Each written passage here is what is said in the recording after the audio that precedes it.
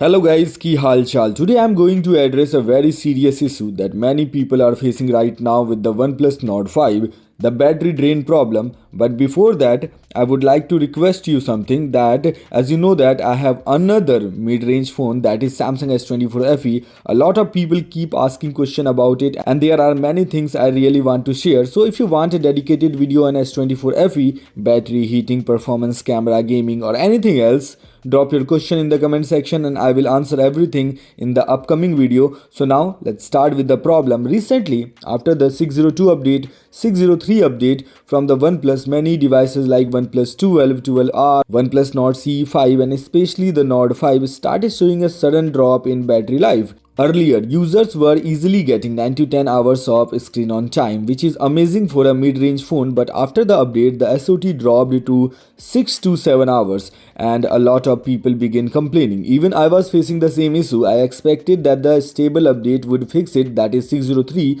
but it did not. So I had to look deeper, test myself and find a proper solution. Many of my subscribers were also asking for help, so I wanted to share something that I tested and actually works. And as you can see on my screen, the battery backup has improved a lot. I'm again getting close to 9 to 10 hours of usage. So in this video, I will show you exactly how you can fix the battery drain issue. It's simple, it's safe, it's in English and it works. But please remember one thing, do this only 2 to 3 times, not more than that. This method does not repair a damaged battery, it only fixes the battery miscalibration caused by the update. Alright, let's start with the first method, a proper battery calibration. This is the most effective method and here is exactly what I did. I used my phone normally until it switched off automatically at 0%. After the phone turned off, I left it completely off for 30 minutes to 1 hour. This helped the battery settle.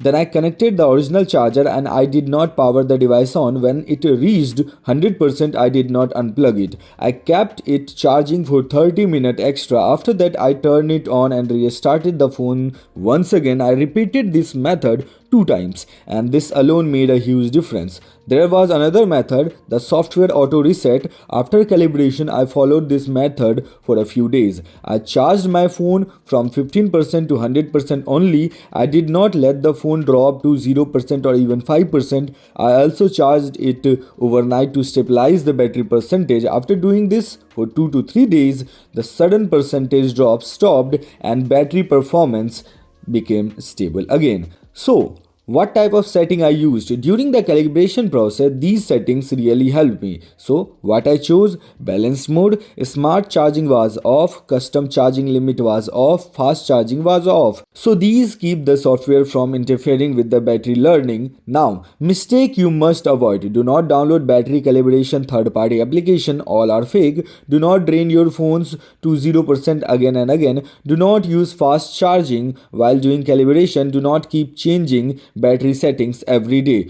So, why battery drain happens? Some reasons are here. A faulty application is running in the background, a bad update reset battery data, weak 4G or 5G network drains a lot of battery health degradation, rare but possible. In my case, the issue was caused by the update and calibration completely fixed it. Now I'm back to 9 to 10 hours of screen on time, just like before. So if this video helped you, don't forget to like, share and subscribe to Deeps Tech. Your support means a lot. See you in the next video. Take care. Bye bye. Jai Hind. Jai Bharat.